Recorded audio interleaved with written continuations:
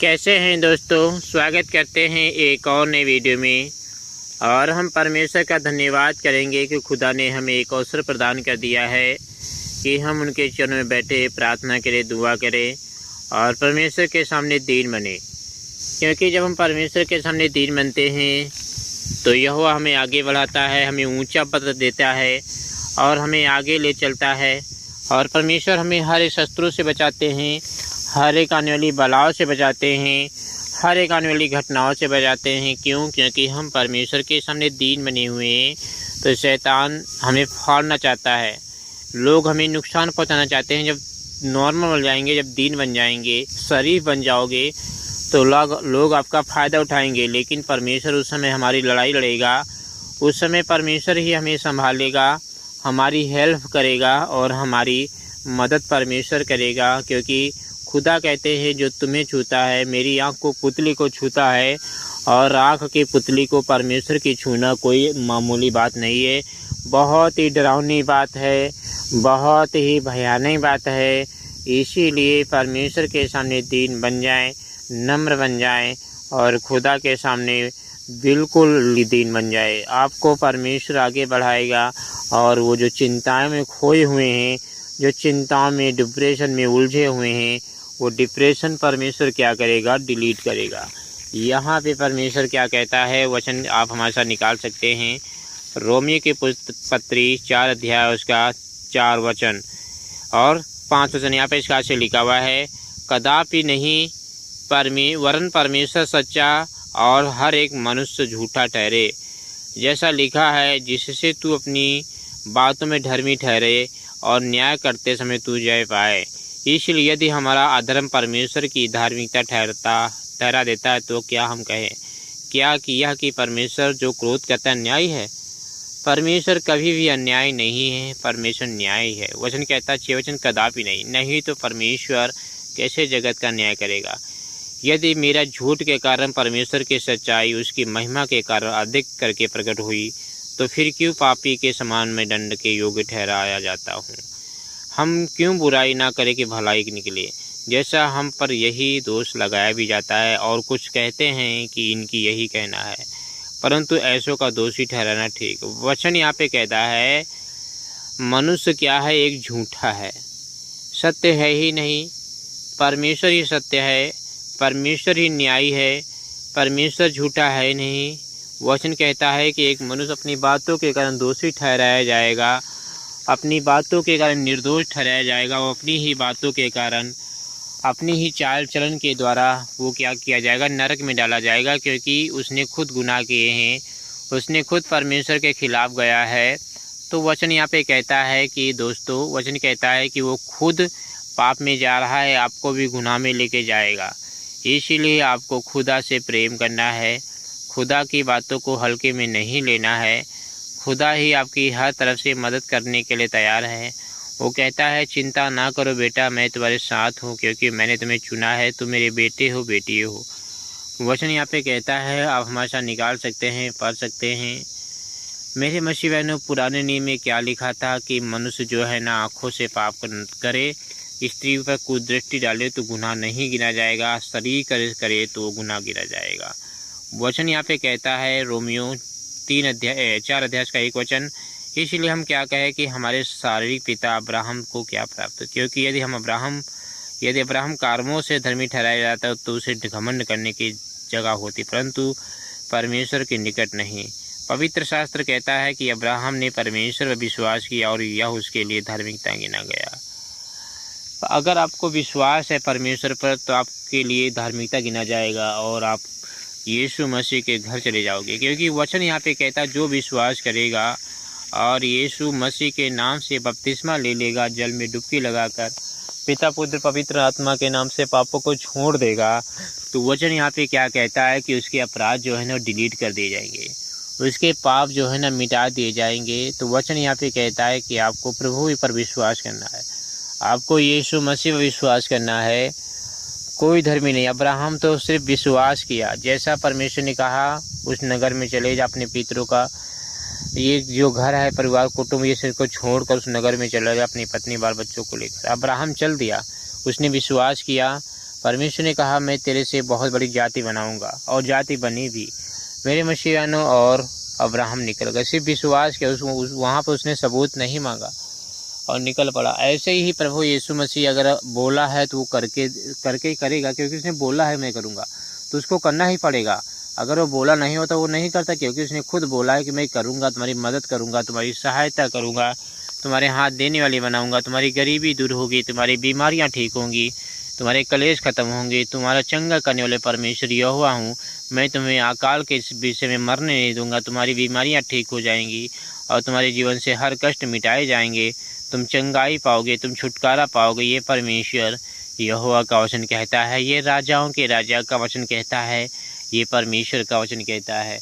इसीलिए खुदा के पास आइए, किसी और के पास है ही कुछ नहीं। लूसीफर आपको क्या दे सकता है? सिर्फ सुख के अलावा, दुख के अलावा, पीड़ा के अलावा, तकलीफ के अलावा वो कुछ नहीं दे सकता। सुख थोड़ा देता है, पैसा देगा, लेकिन वो पैसा किस काम का जो हमें अनंत काल का जीवन ही न दे सके। नरक भेजा जाए हमें, वो पैसा किस काम का। प्रभु कहते हैं अगर एक मनुष्य सारे जगत को प्राप्त कर लेता है और अपने प्राण को ही खो देता है तो उसे लाभ कुछ होता ही नहीं है, क्योंकि उसने मनुष्य ने धरती पर जो जीवन जिया है वो थोड़े दिनों का होता, 70 से साल 100 साल का। लेकिन हमारा खुदा हमें जीवन देने जा रहा है अनंत काल का, यानी स्वर्गीय जीवन, जो कभी नाश ना होने वाला जीवन, जो कभी मृत्यु वाला ना जीवन, जो कभी भी नाश ना होने वाला जीवन, वो हमें प्रभु यीशु मसीह देने जा रहे हैं। ये परमेश्वर यहोवा का वचन कहता है मेरे मसीह बहनों। तो यीशु मसीह सत्य है, यीशु मसीह मार्ग है, यीशु मसीह ही जीवन है, यीशु मसीह ही सब कुछ है।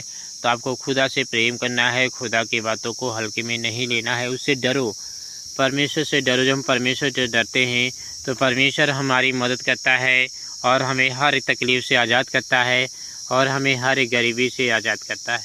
परमेश्वर कहते हैं मेरे सामने दीन बन जाओ, मेरे सामने नम्र बन जाओ, मैं तुम्हें उठाऊंगा आगे। मेरे मसीह, जैसे हम पुलिस से डरते हैं, कोर्ट कचहरी से डरते हैं, बीमारियों से डरते हैं, वैसे हमें प्रभु से डरना चाहिए, वैसे हमें यीशु मसीह से डरना चाहिए कि प्रभु तू मुझे गुनाहों को क्षमा कर दे, प्रभु तू मेरे पापों को क्षमा कर दे, मुझसे गलती हो गई, मुझसे पाप हो गए। और तो परमेश्वर आपकी हर एक सज़ा को माफ़ कर देगा। परमेश्वर आपकी हर एक सज़ा को क्या करेगा? डिलीट कर देगा।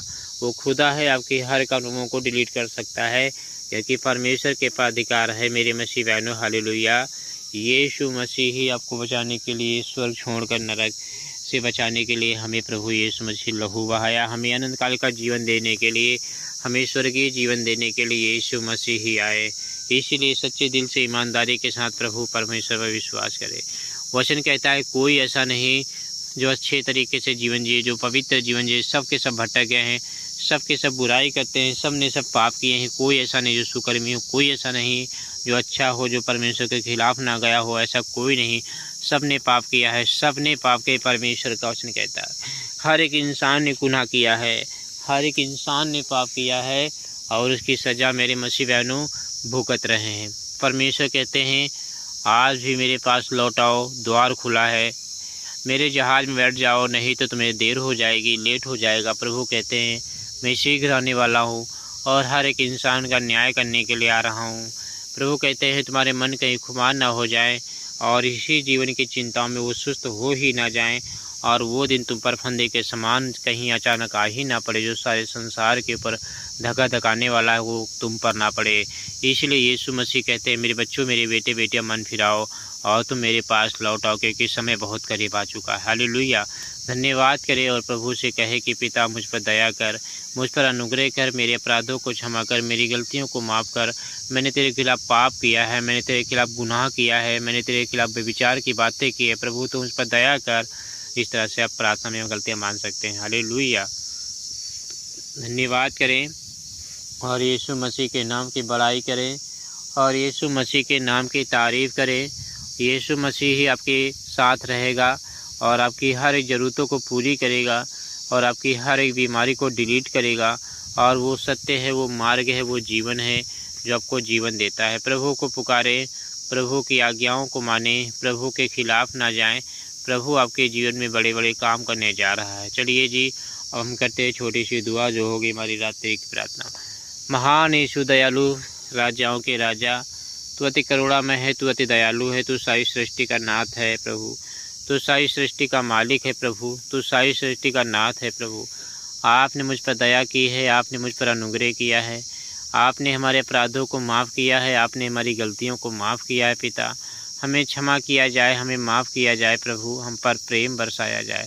धन्यवाद करते हैं क्योंकि आपने मुझ पर प्रेम बरसाया। राजाओं के राजा हैं आप, प्रभुओं के प्रभु हैं आप, न्याय परमेश्वर हैं आप, जगत की ज्योति हैं, जीवन की रोटी हैं पिता। आपने मुझ पर प्रेम बरसाया है, आप महिमा के योग्य हैं प्रभु।